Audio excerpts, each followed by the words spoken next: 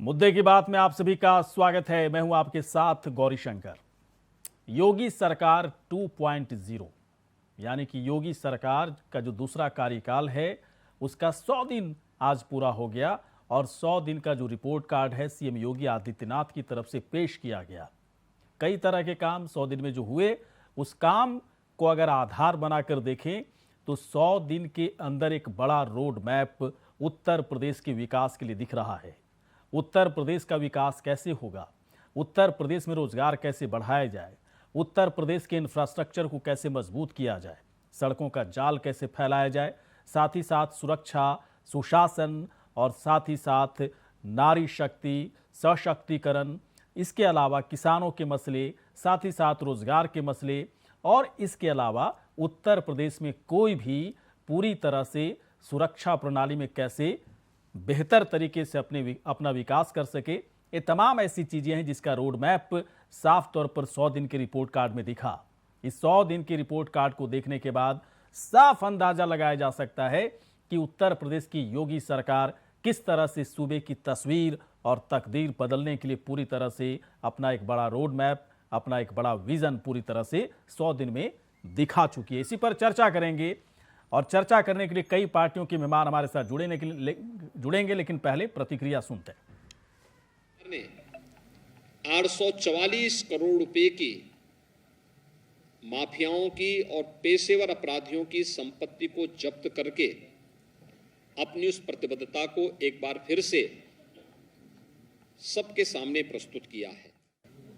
प्रदेश के अंदर 2,55,000 किसानों को अब तक 2 करोड़ 55 लाख किसानों को 2 करोड़ 55 लाख किसानों को 47,265 करोड़ रुपए हस्तांतरित किए गए और यही नहीं, 8 लाख कृषकों को 4,635 करोड़ का फसली ऋण भी वितरण करने का कार्य हुआ है। हम सब जानते हैं प्रदेश के अंदर वृद्धावस्था पेंशन, निराश्रित महिला पेंशन, दिव्यांगजन पेंशन मात्र 300 रुपए 2016-17 तक मिलती थी। पहले से 500 किया गया और सरकार गठित होने के साथ ही से 1,000 रुपए करने का निर्णय भी लिया गया और उसके तहत वह पेंशन वितरण के कार्य भी तेजी के साथ आगे बढ़ रहे हैं। तो योगी सरकार 100 दिन का रिपोर्ट कार्ड और सीधे तौर पर सरकार की तरफ से जो दावे किए जा रहे हैं कि जो कहा वो किया, सेवा, सुरक्षा और सुशासन के बल पर 100 दिन का जो रिपोर्ट कार्ड बनाया गया, इसी सेवा, सुरक्षा, सुशासन के बलबूते प्रदेश की तस्वीर पूरी तरह से बदली जाएगी। पूरा विजन तैयार है, पूरा रोड मैप तैयार है। वैसे विपक्ष की तरफ से साफ कहना है कि 100 दिन का जो रिपोर्ट कार्ड है उसमें विकास की कुछ भी चीजें दिख नहीं रही है। साथ ही साथ योगी सरकार के हर काम पर विपक्ष की तरफ से निशाना साधा जा रहा है, लेकिन सरकार तमाम जगहों पर जमीनी लेवल पर अपने विजन को उतारकर, अपने रोड मैप को उतारकर विकास की एक बड़ी गाथा लिखने की तरफ सरकार आगे बढ़ती जा रही है। इसी पर आज हम चर्चा करेंगे और चर्चा करने के लिए कई पार्टियों के हमारे साथ प्रवक्ता, कई पार्टियों के नेता, साथ ही साथ राजनीतिक विश्लेषक हमारे साथ जुड़ेंगे और सीधे उनके पास चलेंगे और बातचीत करेंगे।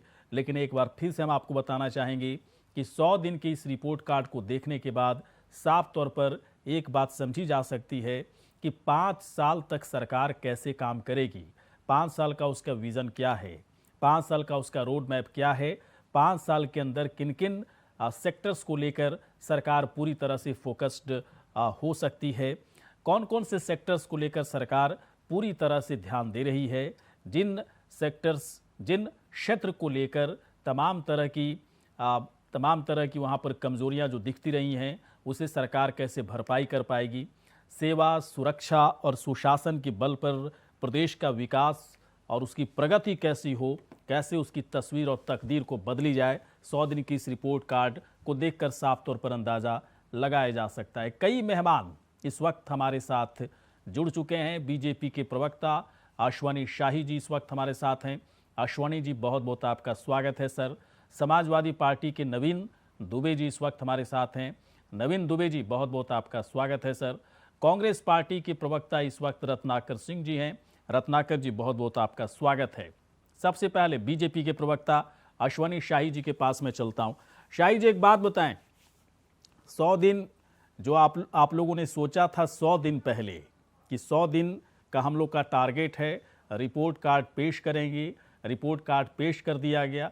जो कहा, जो आप लोग कह रहे हैं, जो कहा आपने किया, क्या वाकई में इतना आसान है इस बात को मान लेना, या फिर ज़मीन पर जो चीज़ें दिख रही हैं उसकी बाकायदा सिर्फ लिस्ट दिखाई जा रही है, ज़मीन पर चीज़ें दिख रही हैं? कैसे समझेगा आम जनता, कैसे इस बात को समझ पाएगी कि 100 दिन में सीएम योगी सरकार ने बेहतरीन काम किया, एक बड़ा रोड मैप दिखा रही है, 5 साल तक बेहतरीन काम होगा? बताइए सर।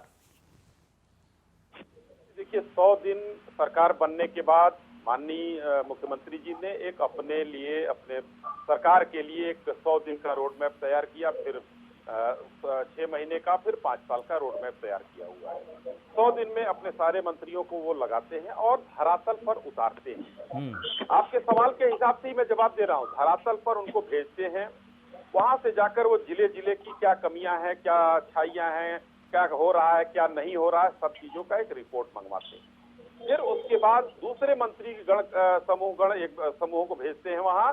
उसके बाद उन लोगों के रिपोर्ट को वेरीफाई कराते हैं कि इसमें अगर सरकार ने सही रिपोर्ट दिया है, नहीं दिया है, ये लोग पारदर्शिता है, नहीं है, फिर से उसको क्रॉस चेक कराया जाता है। उसके बाद 100 दिन का अपने लिए टारगेट रखा गया। ये किसी के लिए नहीं, ये प्रदेशवासियों के लिए सेवा, सुशासन, और इसका जो हमारा शीर्षक है आज के बुकलेट का, ये हमने अपने उसके लिए ये टारगेट रखा था। अब आते हैं 100 दिन के उसमें। आज माननीय मुख्यमंत्री जी ने जितना था सारा रोड मैप, एक प्रेस कॉन्फ्रेंस किया, बताया, एक बुकलेट भी जारी किया, आप लोगों के पास होगा। मैं चाहूंगा कि आप हमारे विरोधी दलों के यहाँ भी भिजवा दें, नहीं हो तो मैं इन लोगों के भिजवा दूंगा। आज माननीय मुख्यमंत्री जी ने बड़े स्पष्टता से सभी तरफ के लोगों को छुआ, रोजगार से लेकर जो निवेश की बात है, चाहे इंफ्रास्ट्रक्चर की बात है, किसानों के लिए क्या हुआ, सब पर सभी चीजों को छुआ है। और उसमें जो है मुख्य बिंदु जो 4-6 निकल कर आए हैं, मैं समय इतना नहीं है कि मैं पूरा बता पाऊं, क्योंकि 52 पेज का तो बुकलेट है हमारा।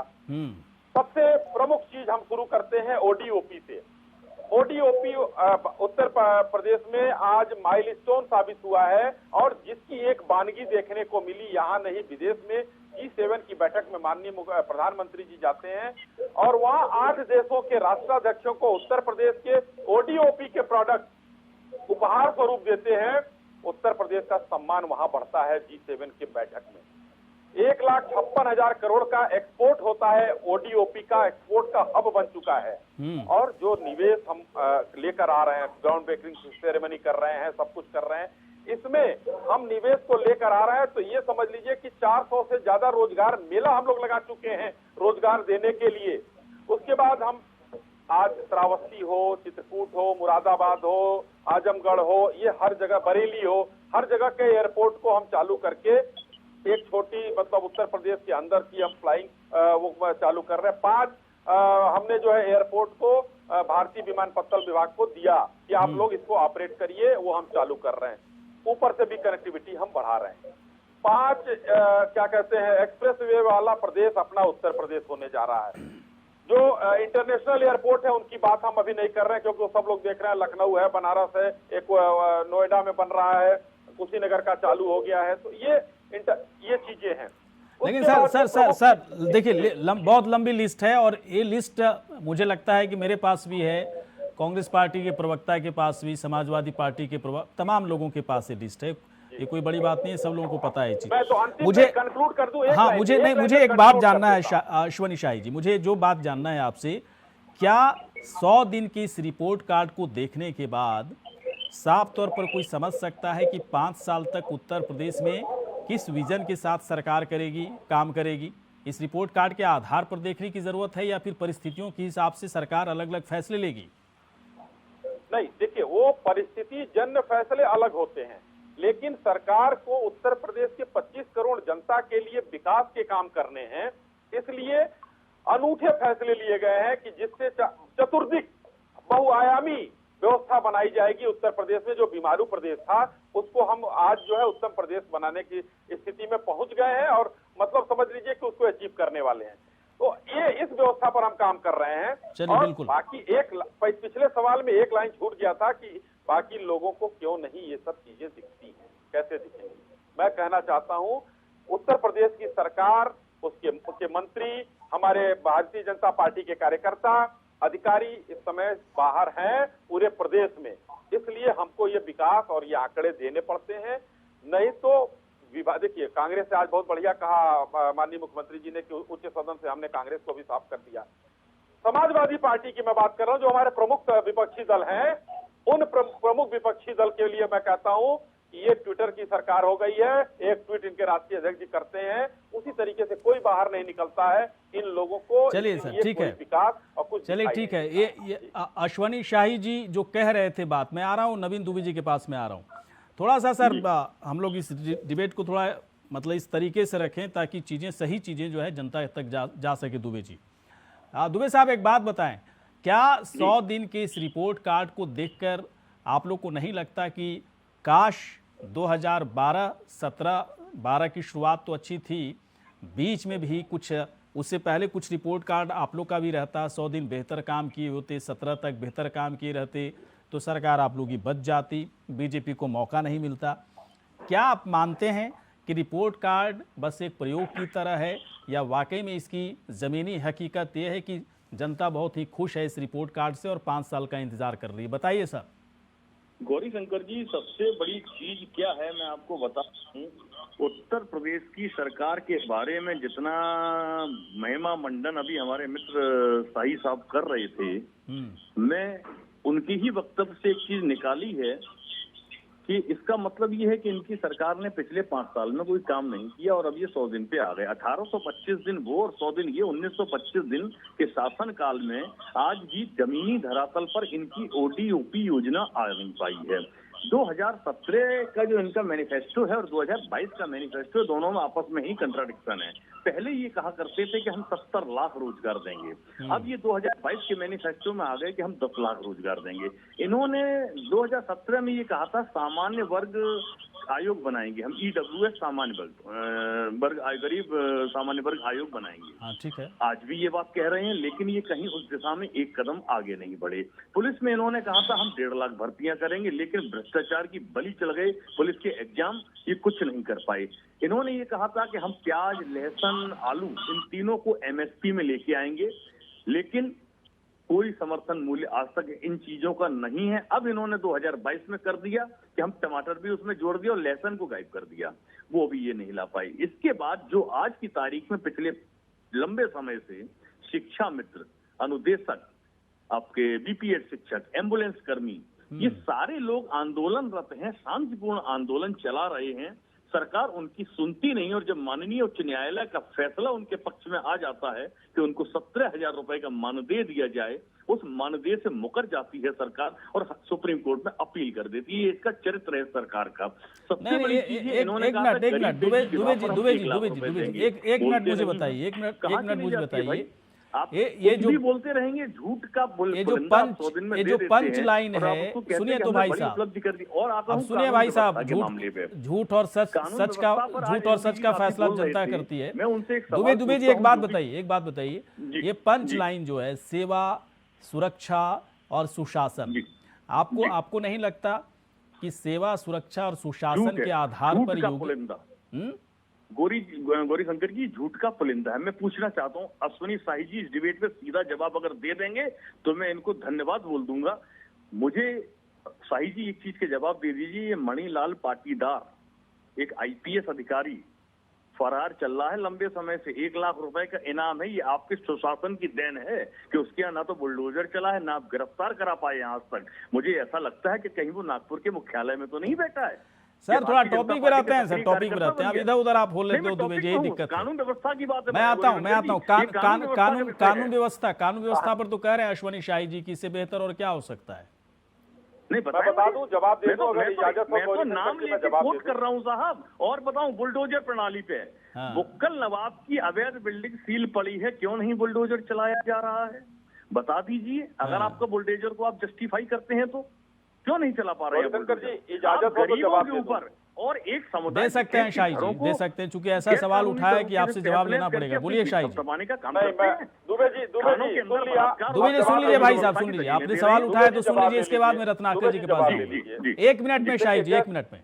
बस 1 मिनट में देता हूँ। जैसे मैंने कहा कि 100 दिन का ये सरकार ने एक संकल्प लिया था कि 100 दिन का हम एक कार्य योजना तैयार करेंगे, फिर 6 महीने का, फिर 5 साल का। वो सरकार के लिए है और प्रदेश की जनता के लिए है। ये समाजवादी पार्टी से पूछ के नहीं है, वो गौरीशंकर जी का सवाल था कि आप कर समझ लिए होते तो हो गया होता। मैं कहता हूं कि आज जो है मुख्तार जैसे और अतीक अहमद जैसे माफियाओं के ऊपर बुलडोजर चल रहा है, उसमें आपको दर्द क्यों होता है? आज आपके हिसाब से सेलेक्टिव हम नहीं कर रहे हैं। मणिलाल पाटीदार पर नहीं चल रहा है, कुलदीप सेंगर के यहाँ पर बुलडोजर नहीं चल रहा है, तो बोल दीजिए।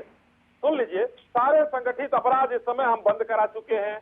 कुर्की से लेकर जितने गैंगस्टर मतलब और काउंटर बंद करा दिए और खुद अरे करने रुकिए लगे भाई, संगठित अरे सुन लीजिए, क्योंकि काउंटर से लेकर कर रही है, अरे सुबह जी आप के बीच नाम में पर बोलते हैं, यही गड़बड़ है ना? आपके बीच में कोई नहीं बोलता, जवाब नहीं सुनेंगे। ये कह दीजिए, आपकी बात से सहमत हूं मैं। बिल्कुल ठीक कहा आपने कि वो बाहर के लोग बंद हो गए, सरकार के लोग अब बलात्कार, हत्या और लूट ये करने लगे। ये जिनको मौका नहीं मिलेगा क्या? अपराध के उसमें दुबे साहब थोड़ा रुकिए, भाई साहब रुकिए ना, उनको 1 ही मिनट बोलना है, उसी में बोल रहे हैं आप, बोलने दीजिए इनको। उसी में बोल, मैं एक टू दी पॉइंट जवाब दे रहा हूँ। दुबे जी सुन लीजिए, पेट में दर्द होगा तो बाद में उगल लीजिए, उल्टी बाद में रुक जाइए। रोजगार से बोलिए, वो भी आएगा, खाली आप सेलेक्टिव मत हो जाइए। नहीं तो पूरे प्रदेश में 24 करोड़ लोग हैं, 24 करोड़ लोग हैं। पहले नहीं, ऐसे नहीं। रोजगार पर आता हूँ। 70 लाख, आपने 70 लाख की बात की। 1 करोड़ 81 लाख रोजगार उत्तर प्रदेश में कोरोना में दिया हमने, उसको नहीं आपने ध्यान दिया। 17.5% बेरोजगारी आपने समझ की, आज 2.9% है, उसको नहीं ध्यान दिया आपने। वो एम्बुलेंस कर्मियों को आपने नौकरी से हटा दिया है। अब चलिए, चलिए ठीक है सर, ठीक है, ठीक है। पता नहीं, मैं बड़ा कंफ्यूज होता हूँ कि कोई 70 लाख बोलता है, कोई 1 है ना 1 करोड़ बोलता है, लेकिन मुझे दुबे जी की बात से एक बात जो समझ में आ रही है कि 70 लाख आप लोग सरकारी नौकरी की बात तो नहीं करते। सरकार ने 70 लाख सरकारी नौकरी देने की बात नहीं कही थी, ये ध्यान रखिए थोड़ा दुबे जी, है ना। रोजगार स्वरोजगार सब मिला करके बोला गया था ना। चलिए मैं आ रहा हूँ, अब सरकार कितना दे रही है नहीं दे रही है, शाही जी अपना कैलकुलेशन बता रहे हैं, आपका अपना कैलकुलेशन। रत्नाकर जी के पास में आता हूँ।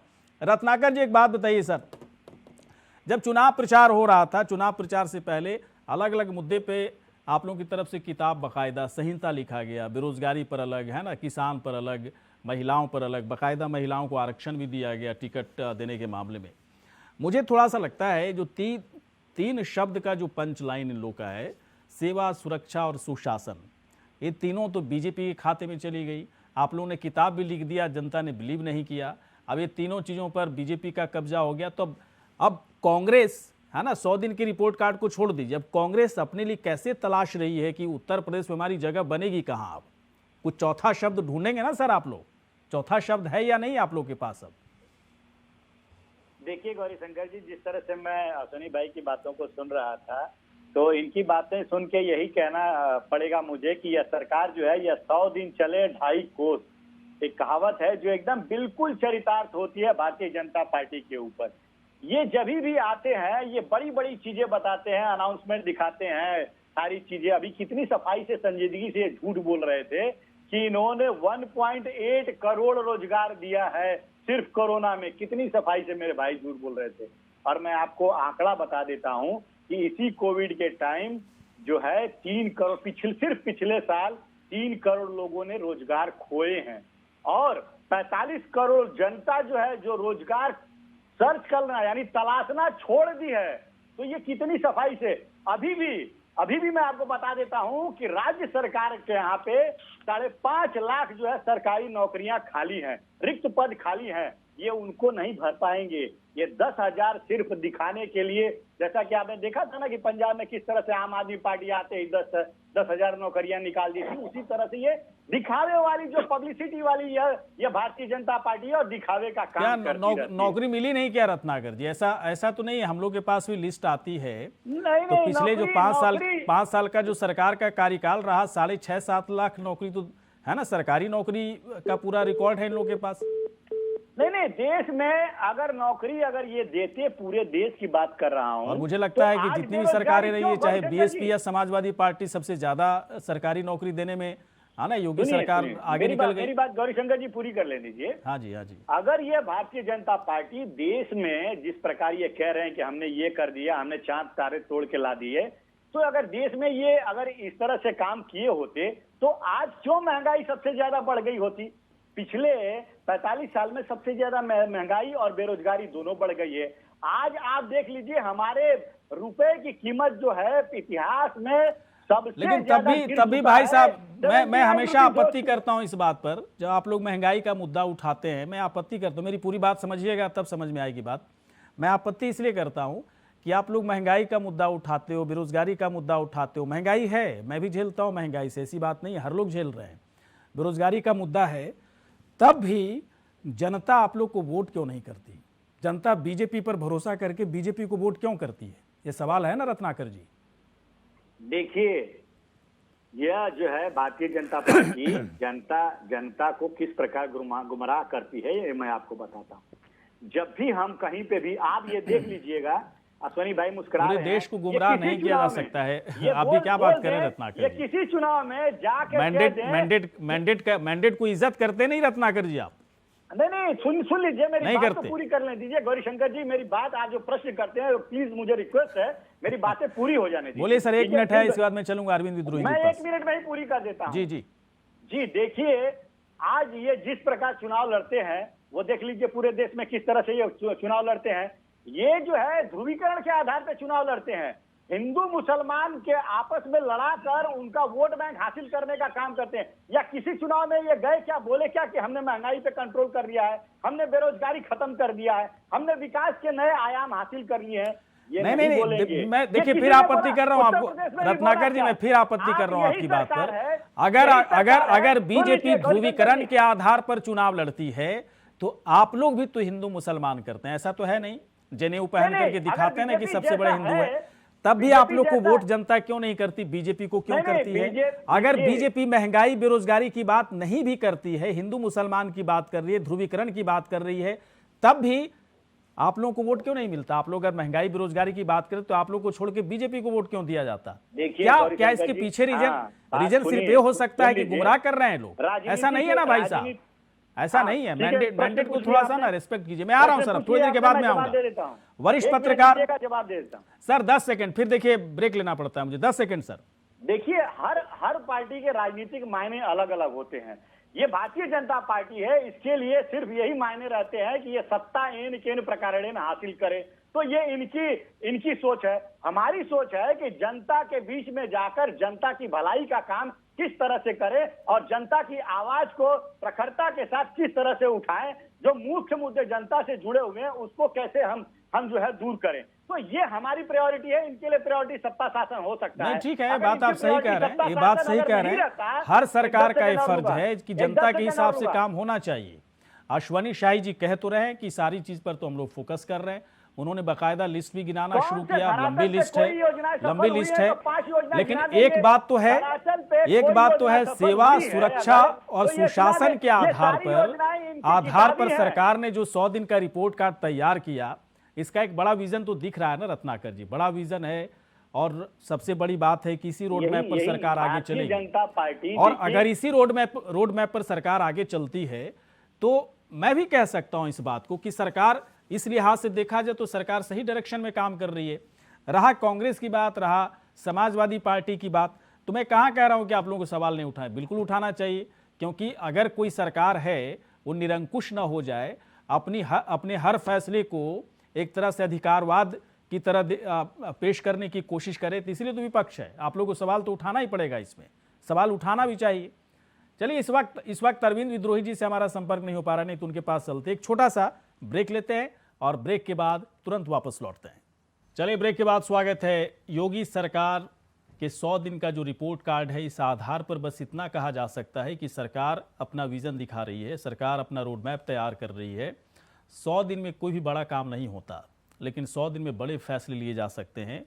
और 100 दिन में कुछ छोटे मोटे काम हैं, उस काम को करने के तरीके पर एक बात तो तय है कि कोई भी समझ सकता है कि सरकार किसी परिस्थिति या किसी समस्या या कोई दिक्कत है तो उस पर किस तरह का फैसला लेकर के उसे सही करे। कई ऐसे फैसले हैं जो हम सभी जानते हैं, चाहे वो सुरक्षा को लेकर हो या फिर बाकायदा अपराध को किस तरह से नियंत्रित किया जा सकता है। तमाम ऐसे पैरामीटर हैं जिसमें योगी सरकार की दुनिया भर में तारीफ होती रही है।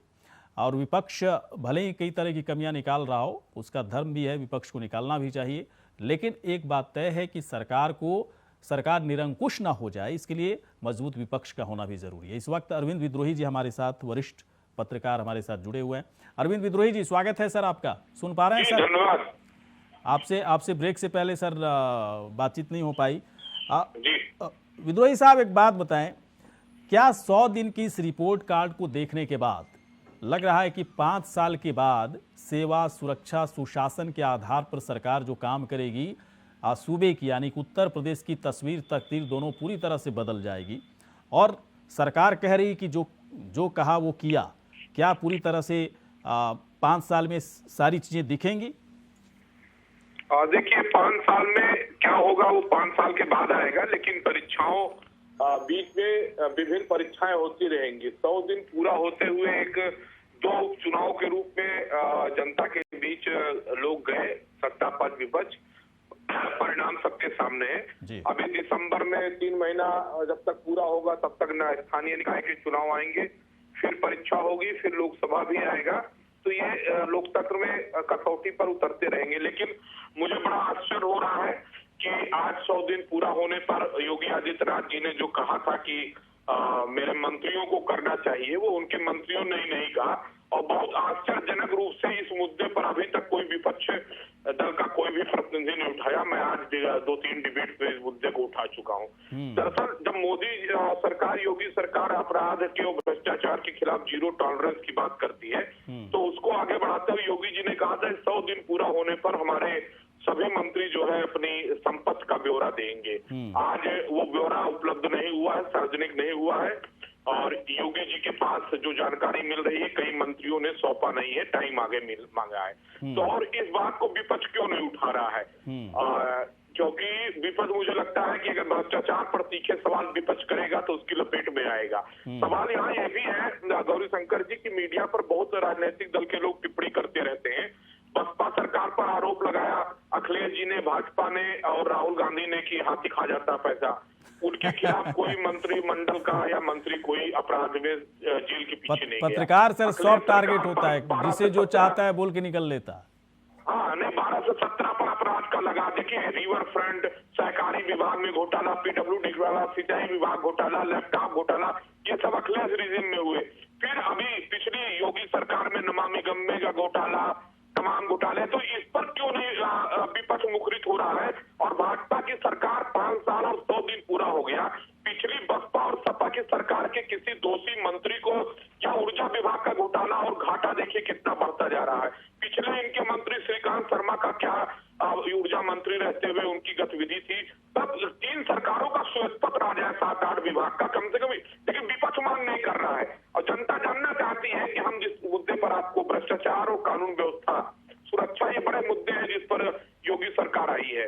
तो मुझे लगता है कि योगी सरकार को, योगी जी को खुद सोचना चाहिए कि उनके मंत्रियों ने संपत्ति का ब्यौरा नहीं दिया है। नहीं, तो अच्छा सवाल उठाया सर, अच्छा सवाल आपने उठाया। और ये चीज़ें मुझे भी याद है बहुत अच्छे से कि इसकी मतलब साफ तौर पर कहा गया था सरकार की तरफ से कि अपने अपने मंत्रिमंडल की तरफ से सारी चीज़ें पेश की जाएंगी। वो चीज़ें नहीं हुई। कई लोगों को संपत्ति का ब्यौरा सौंपना था, लेकिन जैसा कि आप कह रहे हैं कि कई लोगों ने सौंपा नहीं, डेट आगे बढ़ा दिया गया। मैं अश्वनी शाही जी के पास में आऊँगा इस मुद्दे को लेकर के।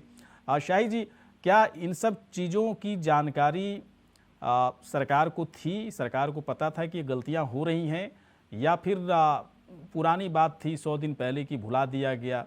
या फिर आगे भी इसी तरह से रखा जाए कि जो 100 दिन पहले जो वादे किए गए थे आगे उसको, है ना, स्किप करके चीज़ों को आगे बढ़ाना है?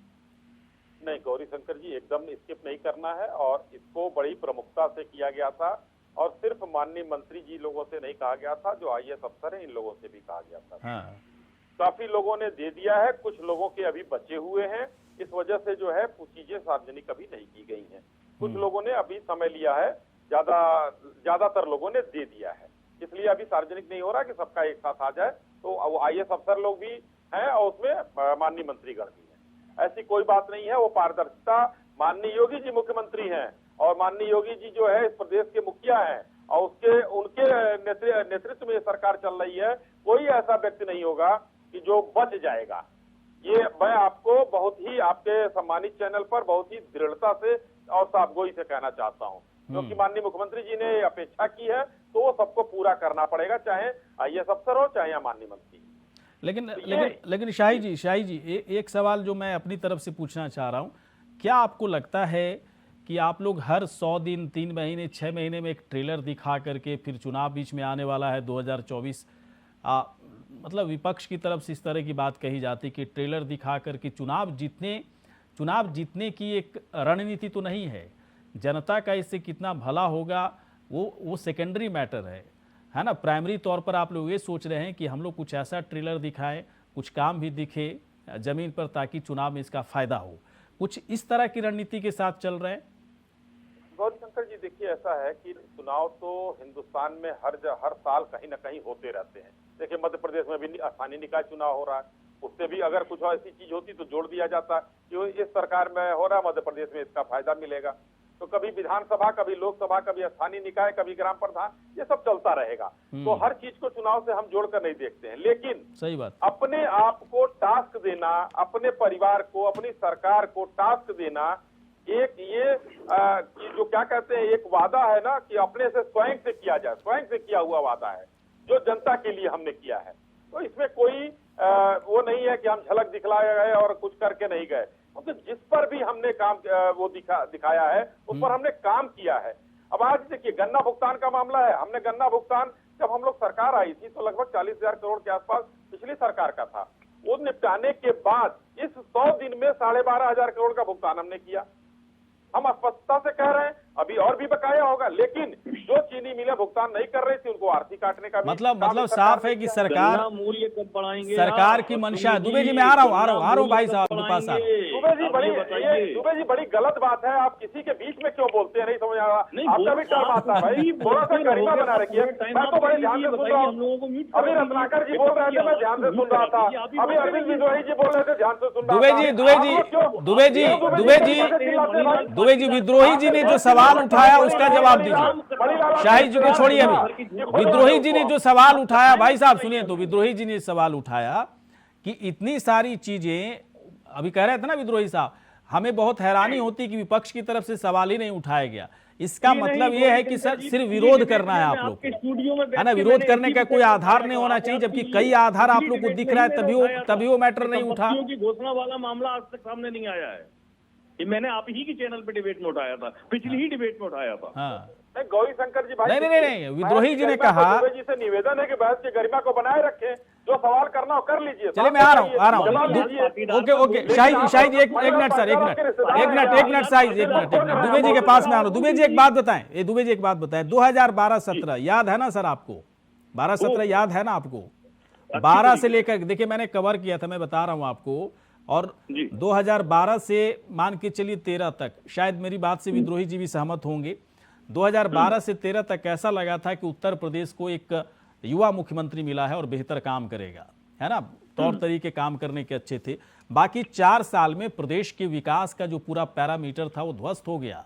अखिलेश यादव बदनाम होने लगे, जातिवाद में फंस गए, परिवारवाद में फंस गए, है ना। 2017 में चुनाव आप लोग हार गए, फिर आप लोग 6 महीने पहले जागे 2022 के चुनाव में, और फिर बुरी तरह से हारे। आप ठीक है कहिएगा कि हम लोग मजबूत विपक्ष हैं, लेकिन सुनिए दुबे जी, पूरा सवाल सुनिए। मुझे ऐसा क्यों लगता है कि सरकार अपनी गति से काम कर रही है और हर दिन कर रही है, और विपक्ष खासतौर पर समाजवादी पार्टी उसी गति से बैकफुट पर जाती हुई दिख रही है उत्तर प्रदेश में? नहीं, ये आपका निजी आकलन हो सकता है, लेकिन मैं सहमत नहीं हूं आपके इस आकलन से। मैं पहली बात बता दूं गौरीशंकर जी, उत्तर प्रदेश के अंदर डेवलपमेंट का जो बेंचमार्क बनाया है वो 2012 से 2017 के बीच में माननीय अखिलेश यादव जी की सरकार में बना है। उसके 10% को भी अगर योगी जी बिलीव ही नहीं किया कोई इस बात को भाई साहब, है ना, उपलब्धि मान लूंगा इनकी। और बताइए, बिलीव किया होता तो 17 में क्यों हारते, 22 में क्यों हारते? मूर्त रूप कहाँ, आगे बोल दीजिए, बेंचमार्क जितना बनाना है बना लीजिए। आप बताइए ओडीओपी कहाँ मूर्त रूप ले? 100 करोड़ का सफाई में नाच का बेंचमार्क बनाया है, वो नाच तो हम लोग नहीं करा रहे हैं। जो 100 करोड़ का सरकारी घोटाला आप करते थे सैफई में। अरे आप हवाई पट्टी श्रावस्ती में बनवा रहे हैं, लेकिन सैफई में क्यों हवाई पट्टी बनाई गई, इसका जवाब दीजिए आप। गोमती रिवर फ्रंट की बात करते हैं। अरे गोमती रिवर फ्रंट का घोटाला तो छोड़ दीजिए, घोटाला 100 करोड़ का सैफई में जो नृत्य होता था, झूठे वो आती थी वीरांगनाएं जो आती थी मुंबई से, वो जो नृत्य करती थी, 100 करोड़ का बजट था आपका, क्यों था भाई, क्यों बजट था 100 करोड़ का, कौन सा करते थे? 20 लाख करोड़ का कोरोना पैकेज चाट गए आप लोग, कहाँ गया वो पैसा बताइए? 20 लाख करोड़ का कोरोना पैकेज कहाँ गया ये बताइए ना। करोड़ योगी आदित्यनाथ जी ने 100 करोड़ सैफई वाला कहाँ गया? तो पैसा कहाँ गया? हवाई पट्टी जो बना वो कौन सा जहाज उतरता है वहाँ? हवाई पट्टी क्यों बना? आप सुन लीजिए, क्यों बना? हमारे से डेवलपमेंट की परिभाषा सीखिए, नहीं, कौन से पैसे से क्यों बना? एयरपोर्ट सैफई में जरूरत क्या थी हवाई पट्टी बता की? देते हैं। चलिए सर आप दोनों थोड़ा रुकिएगा। अब रत्नाकर जी के पास मैं आ रहा हूँ, रत्नाकर जी के पास फिर मैं आऊंगा विद्रोही जी के पास।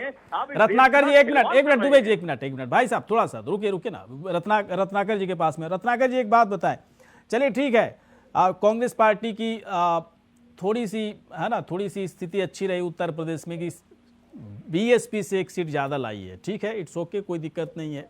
रायबरेली से बाहर निकलने की कोशिश आप लोग हमेशा करते रहते हैं, निकल नहीं पाते हैं, मीठी भी आपके हाथ से निकल गया। अब मुझे बताएं, मैं बार बार पूछ रहा था आपसे कि 3 शब्द के अलावा, सेवा सुरक्षा सुशासन के अलावा चौथा शब्द कांग्रेस पार्टी के खाते में कब तक आएगी? आप लोग कुछ कर रहे हैं या फिर पूरी तरह से मैदान छोड़ के भाग गए उत्तर प्रदेश से? देखिए, उत्तर प्रदेश से मैदान छोड़कर भागने वाली बात कहीं नहीं है। हम लोग उत्तर प्रदेश की जनता की लड़ाई बिल्कुल लड़ते आ रहे हैं, और शायद आप लोग कम दिखाते हो, ज्यादातर भाजपा के ही प्रोपेगेंडा जो है चलाए जाते हैं। फिर सर आप लोग इस तरह का आरोप क्यों लगाते हो हम लोग के ऊपर? मैं सुनिए रत्नाकर जी, सुनिए, मैं कहानी अपनी बताता हूँ। एक मिनट सुनिए, 2012 में एक चैनल में काम करता था, बीजेपी, सुनिए, बीजेपी से थोड़ा कम, लेकिन कांग्रेस पार्टी वाले मुझे पता है क्या बोलते थे कि समाजवादी पार्टी का ये दलाल है। सुनिए ना भाई साहब, समाजवादी पार्टी का ये दलाल है। और इसके बाद अब आप लोग क्या बोलते हो? अब आप बोलते हो कि मैं बीजेपी का दलाल हूं। आप ही लोग भाई साहब अपनी बातों में आप ही लोग फंस गए हो। मैं तो वही पत्रकार हूं, गौरीशंकर वही पत्रकार है ना, 15-16 साल से कर रहा हूं ना। मैं समाजवादी पार्टी का दलाल, ना बीजेपी का दलाल, ना कांग्रेस पार्टी का दलाल। लेकिन कांग्रेस पार्टी वाले ने बोला कि मैं समाजवादी पार्टी का दलाल हूं, समाजवादी पार्टी वाले ने बोला बीजेपी का दलाल हूं, बीजेपी वालों ने बोला कि कांग्रेस का दलाल हो। अब आप डिसाइड कर लो कि मैं किसका हूं भाई साहब। गौरीशंकर जी, विद्रोही जी, हमारी बात से सहमत हो? आपकी बात प्राप्त का जवाब तो ऐसी टिप्पणी मत करो ना कि आप लोग बीजेपी वाले को ज्यादा दिखाते हो, ज्यादा बोलने का मौका देते हो। ऐसा आपको लग रहा है यहाँ पर कि मैं अश्वनी शाही जी को ज्यादा मौका दे रहा हूँ, ऐसा लग रहा है आपको? गौरीशंकर जी, जब मेरी बात पूरी हो जाएगी ना तो आप उसकी सार्थकता को समझेंगे। चलिए बोलिए। मैं 2 सेंटेंस बोल रहा हूँ, तीसरा आप मेरे जवाब से ज्यादा तो आपका प्रश्न हो जाता है। तो गलत बात कर देते हो ना भाई साहब। आप हमारे पूरे प्रोफाइल पे सवाल उठा देते हो, क्या करूं? आप हमारे पूरे पढ़ाई लिखाई पे, पूरे मेरे कैरेक्टर पे सवाल उठा देते हो। आप पूरी पार्टी में प्रश्न चिन्ह उठाते हैं, वो मुझे जवाब देना है ना। दीजिए जवाब, दीजिए जवाब दीजिए, मैं यही चाहता हूँ जवाब दीजिए। प्रश्न पूछते हैं, मैंने कई बार देखा है, प्रश्न पूछते हैं तो जवाब देने का मुझे मौका दिया करिए। आप प्रश्न शुरू बोलिए सर, कंटिन्यू कीजिए। दूसरा प्रश्न ला देते हैं, कंटिन्यू कीजिए सर, वक्त नहीं है। वक्त जरा हमें भी दिया करिए। आप भाजपा के मित्र को तो बहुत देर तक सुनते आ रहे हैं, कांग्रेस पार्टी फिर वही बात हो गई भाई साहब, सुनने का फिर वही बात होगी। बात अपनी आप पूरी करो ना, क्या जो बोलना चाहिए पूरी करो, बात जल्दी से करो। अब हम क्या करें? देखिए गौरीशंकर जी, मैं आज ये कहना चाह रहा हूँ कि किस तरह से कुछ जो मीडिया चैनल्स हैं, ये राहुल गांधी जी की बातों को, जो बात वो वायनाड के लिए कहते हैं, उसको जो है जयपुर के उदयपुर की घटना से जोड़ करके उसको एडिट करके वीडियो को चलाते हैं। किस तरह से उसी प्रकार ये जब हम जो भी आंदोलन यहाँ पे करते हैं, चाहे हाथरस की बेटी की घटना हो, चाहे उन्नाव की घटना हो, चाहे लखीमपुर की घटना हो, कितनी संजीदगी से विपक्ष कहीं कोई दिखा है तो कांग्रेस पार्टी ही सिर्फ दिखी थी।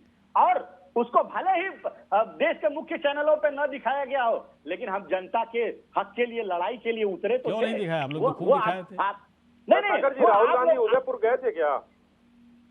नहीं, सुनिए, सुनिए, तो उस तरह से अगर कहीं भी प्रमुखता से चलिए रत्नाकर जी, मैं आऊंगा सर, थोड़ी देर में आऊंगा, विद्रोही जी के पास में आ रहा हूँ। विद्रोही जी एक बात बताइए सर, हम पत्रकारों को झुनझुना की तरह लोग क्यों ट्रीट करते हैं? एक सवाल तो ये हो जाएगा, थोड़ा पत्रकार है ना, पत्रकार बेचारे भी नाराज हो जाते हैं, क्या ये बात हुई, रत्नाकर जी क्या बात करते हैं, दुबे जी क्या बात करते हैं। बीजेपी वाले आजकल नहीं बोलते हैं, वो अलग बात है, पहले तो ये भी बोलते थे, क्या विद्रोही जी? देखिए, दिक्कत क्या है राजनीतिक दलों को कि राजनीतिक दलों ने एक चलन चलाया कि पत्रकारों को, मीडिया को हमेशा विपक्ष की आवाज होना चाहिए। एक चलन चलाया कि पत्रकारों को हमेशा निष्पक्ष होना चाहिए। मतलब जो भी लोकतांत्रिक व्यवस्था में पत्रकार हमेशा जो है विपक्ष में खड़ा रहे और धक्के खाता रहे। दरअसल मेरे जैसा आदमी का स्पष्ट मानना है कि पत्रकारिता जनपक्ष की होनी चाहिए, न सत्ता पक्ष की न विपक्ष की, और निष्पक्ष तो कभी नहीं रहना चाहिए। घटना की सच्चाई दिखाना चाहिए, विचार हमारे अपने होने चाहिए, विश्लेषण बिल्कुल निष्पक्ष होना चाहिए, लेकिन कंप्लीट पत्रकारिता जनपक्षीय होनी चाहिए। और लोकतंत्र में जनता का पक्ष होता है कि सरकार किसकी है, सरकार पर दबाव बनाना चाहिए कि जनता के हित का काम करे, और विपक्ष को पत्रकारिता की धार से लाना चाहिए कि आप असली मुद्दे पर। बहुत बढ़िया सर, बहुत बढ़िया एग्री सर। तो इसी समस्या में बता दो तो गौरी जी, समाजवादी पार्टी के साथी ने भी कहा कि केवल उत्तर प्रदेश में अखिलेश यादव की सरकार थी जो 12 से 17 तक जिन्होंने विकास के पायदान निष्पादित किए। क्या टाटा खगाल ने 2014 में समाजवादी पार्टी के कार्यालय में बैठ करके नेताजी मुलायम सिंह यादव ने निर्देश दिया था कि बिजली की समस्या गड़बड़ हो रही है, गन्ना किसानों की यह समस्या है, गन्ना मिल के नाम उन्होंने बताए थे मालिकों के, और उन्होंने बताया था कि कौन कौन सी बिजली कंपनी कैसे का। अखिलेश जी को बगल में बैठा करके, और डाटा भी था उस दिन आजम खान तक को कि तुम लोग सरकार कैसे चला रही हो। मुलायम सिंह यादव उत्तर प्रदेश की राजनीति में 90 के दशक के बाद वो नेता है जो जनता के संघर्ष से अपने विचारों के बदौलत सरकार बनाए हैं, और उन्होंने जो माइलस्टोन सोशलिस्ट मूवमेंट में और उत्तर प्रदेश की राजनीति में स्थापित किया, लोगों को जोड़ने की कला, जाति को जोड़ने की कला, वो भारतीय जनता पार्टी लेके चली गई है। लोहिया का ध्वजवाहक मुलायम सिंह थे, लोहिया का चित्र और जिक्र अब मोदी योगी के बीच में जेपी नड्डा अमित शाह कर रहे हैं। चूक ये हो रही है कि आप लोहिया का नाम और मुलायम का संघर्ष समाजवादी पार्टी छोड़ करके बेमेल गठबंधन कर रही है। जिस बसपा के लोगों ने सुनील साजन, आनंद भदौरिया, सुबोध जैसे नौजवानों को लखनऊ में बसपा सरकार रहते कुटवा दिया था, जूते तो लौट दिया था पुलिस वालों ने, उस बसपा से गठबंधन कैसे सपा ने कर लिया? कांग्रेस 27 साल यूपी बेहाल का नारा राज बब्बर दे रहे थे, और राहुल गांधी ने कहा नहीं आप कांग्रेस से गठबंधन कर लीजिए। तो ये बेमेल गठबंधन विपक्ष की राजनीति को भोदरा कर दिए हैं। जनता के सवालों तो बिल्कुल सर, बहुत बढ़िया सर। तो रत्नाकर जी समझ में आया ना सर कि पत्रकार देखिए ऐसे होते हैं, थोड़ा सा इज्जत दीजिए सर पत्रकारों को भी, एकदम से बेइज्जत कर देते हो, क्या बीजेपी वाले को ज्यादा दिखाते हो, है ना? कोई बात हुई सर, कोई बात हुई, मतलब पत्रकार हैं तो क्या हो गया सर, कुछ भी बोल दोगे आप? नहीं। नवीन दुबे जी, मैं आ रहा हूँ, दुबे साहब सवाल तो सुनिए भाई साहब, बिना सवाल सुने आप बोलते हो, यही दिक्कत है। आप अगर मुझे बोलेंगे मौले का मौका देंगे, नहीं देंगे तो मैं सिर्फ चुप बैठने के लिए आया हूँ। नहीं, मैं आ रहा हूँ, आपके पास आ रहा हूँ, दुबे जी के पास देखिए, अब कोई मौका नहीं है जवाब देने के, अब काउंटर कीजिए आप, कोई मौका नहीं। अगर किसी का जवाब अच्छा नहीं लगे काउंटर कर लीजिए। अश्वनी शाही जी के पास में आ रहा हूँ। शाही जी, मैं बहुत सारे चैनल्स में डिबेट करता हूँ, आप इस तरह से अगर गौरीशंकर जी, मेरा मौका नहीं देंगे तो अरविंद विद्रोही जी ने बहुत अच्छी बातें कही हैं। मैं एक चीज उनके संज्ञान में और अपडेट करना चाह रहा था। धुर विरोधी पीडीपी के साथ भाजपा ने भी जम्मू कश्मीर में गठबंधन किया था, इस बात का उल्लेख करना हमारे आदरणीय अरविंद विद्रोही जी भूल गए थे। मैं उनको बता, राजनीतिक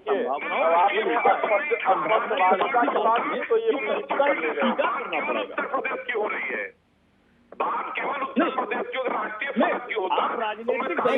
एक बात और है ना भाई साहब, एक बात और है दुबे जी कि क्या इसका मतलब आप लोग मानते हैं कि बीजेपी अगर कोई काम कर रही है तो उस काम को करना मेरा भी धर्म है, मानते हैं ना आप लोग इस बात को? बीजेपी के साथ गठबंधन किया था मोदी सरकार ने। लेकिन एक बात समझ में नहीं आता है दुबे जी, आप लोग गठबंधन के पीछे इतना क्यों भागने लगे?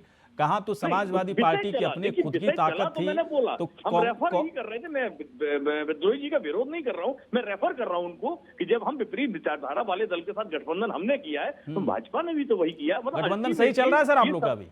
संभावनाओं का खेल नहीं। गठबंधन आप लोग का सही चल रहा। इनका PDP के साथ चल रहा। सर मोबाइल तो पास कर लो तभी तो मेरा सवाल आप सुनते नहीं है। और PDP के साथ जो गलबैया की, नवीन दुबे जी अपना मोबाइल थोड़ा कान के पास रखिए ताकि मेरा सवाल सुन पाइए। मैं आ रहा हूं सर, ऐसे नहीं, ऐसे बात नहीं कर पाऊंगा।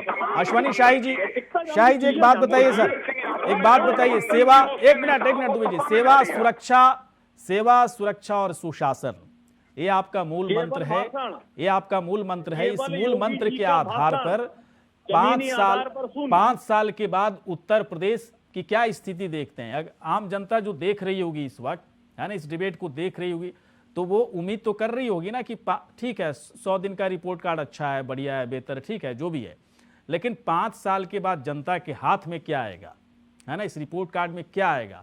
A++ आएगा, मतलब जनता क्या देगी रिपोर्ट कार्ड में? A++, है ना, तो इसके लिए काम तो करना पड़ेगा ना। तो फिर क्या आप लोग सोच रहे हैं, क्या विजन है, कैसे करेंगे काम आप लोग? गौरीशंकर जी देखिए, 3 चीजें हैं। सेवा, इस सेवा को हम लोग पहले से चालू किए हुए हैं और जिसका स्पष्ट रूप से नमूना देखने को मिला कोरोना काल में। माननीय मुख्यमंत्री जी कोरोना से पीड़ित होने के बावजूद, दुबे जी कह रहे हैं कि हम लोग खा गए पैसा ही कोरोना का। नहीं, थोड़ा सा जैसे ही अश्वनी शाही जी, संवैधानिक संस्थाओं का अतिक्रमण सुन लीजिए। अब मुझे बोलने भाई, दीजिए, आप अब आपसे फिर वही टाइम आपको मिला ही है। दुबे जी, भाई साहब एक मिनट उनको बोलने दीजिए, तब तो उनको काउंटर कीजिएगा। दुबे जी एक मिनट बोलने तो दीजिए उनको। क्या बोल रहे हैं भाई? आपको क्या बोलने दें? संवैधानिक को आप, अरे क्या मुखिया लगा है भाई? घर में बैठे हुए हैं, अब बाहर की गर्मी में गिराऊंगा। अपने टोली जोर को पूछिए क्या कर रहा है घर में बैठ के, निकले बाहर जाए सड़क पर, कुछ करें। दुबे साहब थोड़ा रुकिए, भाई साहब, दुबे साहब ऐसे नहीं, तो थोड़ा सा देखिए, आप डिबेट में बैठे हुए लोग देख रहे हैं ना, पढ़े लिखे लोगों को मैं बुलाता हूं सर, सब लोग आप लोग वेल क्वालिफाइड लोगों, मुझे पता है, सब लोगों का प्रोफाइल में जानता हूं, मुझे पता है, इसलिए मर्यादा बिल्कुल ध्यान रखा जाना चाहिए। शाही जी बात कंटिन्यू सर, 1 मिनट है, लेकिन इसके बाद मैं रत्नाकर जी के पास जाऊंगा। 1 मिनट सर, बार बार कूद जाते हैं, बार बार कूद जाते हैं। एक मिनट सर, शाही जी 1 मिनट। अरे साहब, आपके भाषण सुनने लिए दुबे जी भाई साहब ऐसे नहीं, शाही जी बात पूरी कर रहे हैं, शाही जी बात पूरी कर रहे हैं, शाही जी। दुबे जी देखिए भाई साहब, ऐसे नहीं। आप तो एक तो आप एंकर की बात नहीं सुनते हो, एक तो एंकर की बात नहीं सुनते हो, सुना कीजिए ना दुबे जी। शाही जी बात पूरी कीजिए सर, बात पूरी कीजिए। मैं कहता हूं सेवा हम लोगों ने उस समय दिखाया जब माननीय मुख्यमंत्री जी कोरोना से पीड़ित होने के बाद जनता के घर घर जाकर पूछा दवा मिला कि नहीं मिला, पैसा मिला कि नहीं मिला, अनाज मिला कि नहीं मिला। ठीक है, ये नदियों के किनारे सुरक्षा हमने दिया, महिलाओं को सुरक्षा दिया, जो आज जो है मुजफ्फरनगर से लेकर और जो जाते थे में बलात्कार होने लगी, ये सुरक्षा चंदौली में महिला की बेटी की मैं निकल रहा हूँ गौरीशंकर जी, मैं इस आदमी के साथ मैं आज के बाद नहीं बैठूंगा। ये चलिए जरूरत नहीं आपके साथ बैठने की, बेवकूफ आदमी की तरह हर तरह का लोग वो करते हैं। दुबे साहब थोड़ा रुकिए भाई साहब, रुकिए दुबे जी, थोड़ा रुकिए भाई साहब, आप रुकिए ना, थोड़ा सा बोलने का मौका मिलेगा। थोड़ा शाही जी को बात पूरी करने दी। सुरक्षा के बाद क्या बोलना चाह रहे हैं सर? शाही जी सुरक्षा के बाद क्या? मैं अब कुछ नहीं बोलूंगा गौरीशंकर जी, क्षमा के साथ कह रहा हूँ कि ऐसे लोगों के साथ जिनको देश की गरिमा नहीं पता है, ये समाजवादी पार्टी के गुंडे हैं, वो बात दबाना चाहते हैं और ऐसे गुंडों पर गैंगस्टर लगवा के हम लोग बुलडोजर चलवाते हैं। मणिलाल पाटीदार पर गैंगस्टर लगवाएंगे लोगों पर। बोलिए, हिम्मत बोलने की, बोल पाएंगे? नहीं, आप नमस्कार। चलिए मैं थोड़ी देर के बाद आता हूं, आप दोनों के पास थोड़ी देर के बाद, मैं रत्नाकर जी के पास। रत्नाकर जी एक बात बताएं सर, कांग्रेस पार्टी संगठन के लेवल पर उत्तर प्रदेश में क्या कुछ डेवलप कर रही है? ऐसा कोई काम जो लगे, जो कांग्रेस पार्टी दिखा सके कि हमारा भी एक रिपोर्ट कार्ड देखिए संगठन का इस तरह का चल रहा है? बताइए सर, मैं कुछ सुन रहा हूं संगठन के बारे में, इसलिए सवाल पूछा। देखिए गौरीशंकर जी, कांग्रेस प्रश्न जो है आपका ये होना चाहिए कि कांग्रेस पार्टी क्या कर रही है उत्तर प्रदेश के लिए, संगठन के लिए क्या कर रहे हैं, वो तो हमने चिंतन शिविर में भी दिखाया, हमने जो बदलाव किया अध्यक्षों का वो सब लोगों ने देखा। प्रश्न ये है कि भारतीय जनता पार्टी कहां कहां पे नाकामयाब हुई है, इस पे चर्चा होनी चाहिए। और जो प्रश्न आपकी तरफ से आना चाहिए मुझे, और मैं यही सोच रहा था। चलिए ठीक है, आप ही का सवाल है, आप आंसर दे दीजिए, इसमें कोई दिक्कत नहीं। ऊपर आप प्रश्न आ रहा है, मैं जवाब देना चाहता हूं जो अश्विनी जी बात कर रहे थे। हाँ। सुन लीजिएगा, 2 मिनट दीजिएगा मुझे, बहुत 1 घंटा बिठाया और मुश्किल से बात, और 2 मिनट भी नहीं मैं बोल पाया रहूंगा, ठीक है? देखिए, आज ये कह रहे हैं कि गन्ना भुगतान जो है ये टाइमली से कर, जो गन्ना भुगतान किया इन्होंने 100 दिन के अंदर उन्होंने अपने एक अचीवमेंट में दिखा दिया। जरा ये अश्विनी भाई मुझे बताएंगे कि ये गन्ना भुगतान उन किसानों को कितने दिन के अंदर मिला? एक किसान जो उधार लेकर, कर्ज लेकर खेती करता है, गन्ना उगाता है, और जब वो गन्ना भुगतान करने की सरकार की बारी आती है तो एक एक साल बाद गन्ना की भुगतान करता है, और जिसका नजारा आपको बॉर्डर पे बैठे हुए जो किसान है ना वो देखने को मिल गया होगा। दूसरी चीज ये कह रहे थे कि ये सेवा की बात कर रहे थे कि मुख्यमंत्री किस प्रकार से सेवा किए। मैं आपको बताना चाहता हूं, सेवा तो आपने खुद जाके किया होगा, वो अलग बात है, लेकिन उस सेवा का नतीजा ये हुआ कि हर गांव से कम 15 लोग मरे इस कोविड के दौरान। गंगा में बहती हुई लाशें इस चीज का प्रमाण देती है कि आप लोग कोविड के दौरान असफल हुए। हेल्थ इंडेक्स का एक रिपोर्ट आया था, उस रिपोर्ट में बताया गया था कि किस प्रकार उत्तर प्रदेश की सरकार हेल्थ सेवा में फिसड्डी रही है। तो ये जीता जागता प्रमाण है इनकी नाकामी। लेकिन WHO की तरफ से तारीफ भी किया गया कोरोना मैनेजमेंट को लेकर, इस बात को भी तो आप लोग को बोलना चाहिए। ऑस्ट्रेलिया है ना, ऑस्ट्रेलिया तक क्या बात पहुंची कि कोरोना प्रबंधन को लेकर सीएम योगी की तरफ से बेहतरीन काम किया गया। ये सब बातें क्यों नहीं बोलते सर आप? जी गौरी शंकर जी, वही WHO कहता है कि देश भर में 47.5 लाख लोग कोविड से मरे। वो आंकड़ा आपको दिखता नहीं है।